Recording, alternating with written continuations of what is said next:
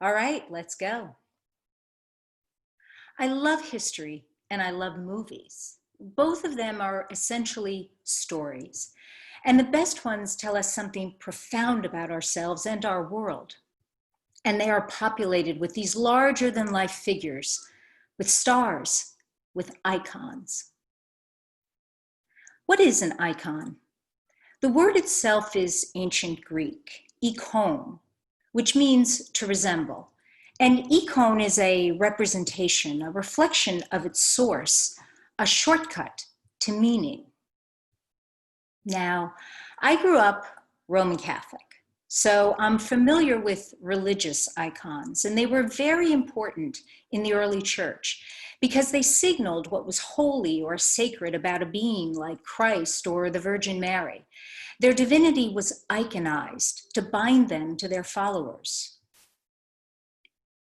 And sometimes these icons had such power to the faithful that the image itself was worshipped as divine.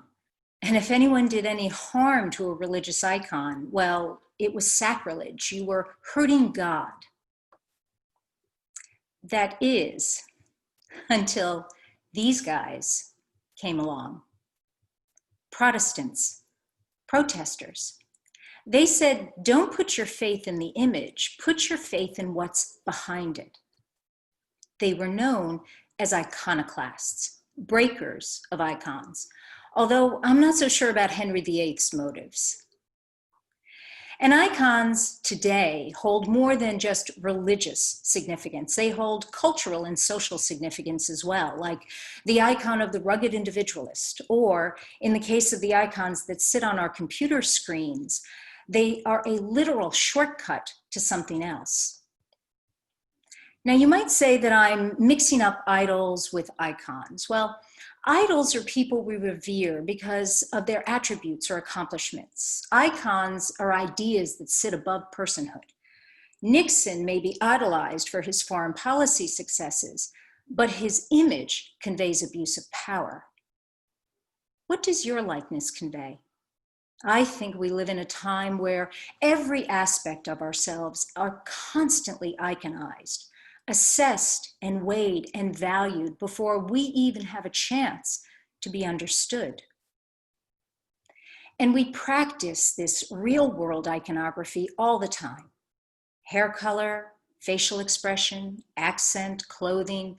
We see someone, we assess and weigh their characteristics, and we think we know their heart and soul in an instant. Let's say I'm at a party. I see a guy in a button-down shirt, he's talking loudly, telling a golf joke. I go to the dictionary of icons in my head and I determine that he's stuck up, drives a fancy sports car, probably very boring. Ugh, I avoid him the rest of the night. But what if I'm totally wrong about him? What if he wears that clothing when he meets new people? He talks loudly because his hearing is bad, and he tells golf jokes because they're the only clean ones that he knows.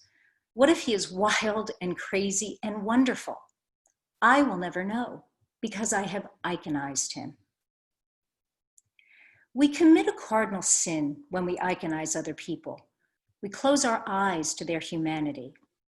We overread the body and we underread the person. And we do more than misread them.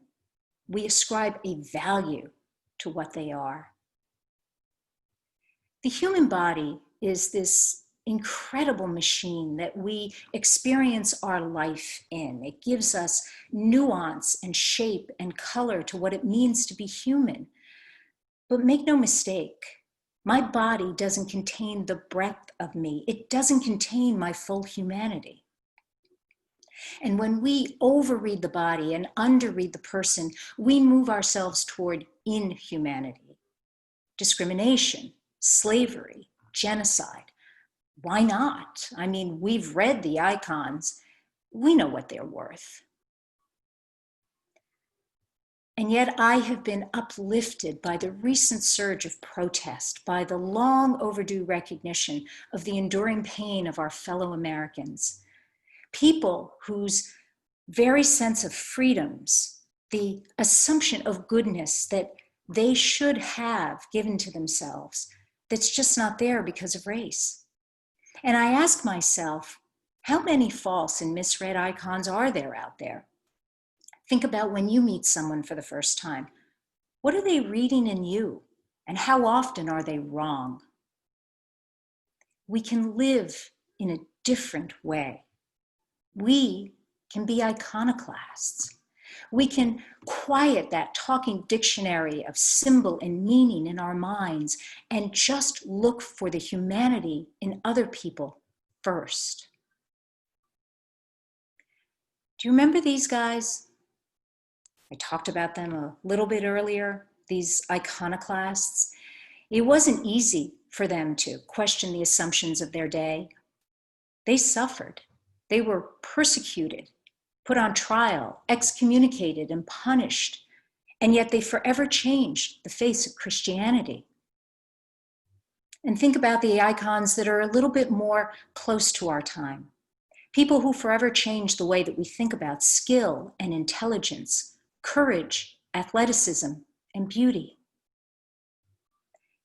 And so I have to ask you, what about you when it comes to icons? Will you continue to judge people based on that dictionary of meaning that you have in your mind? Or will you challenge yourself to look for humanity first? We can break these icons. We can be a quiet revolution. We can be iconoclasts.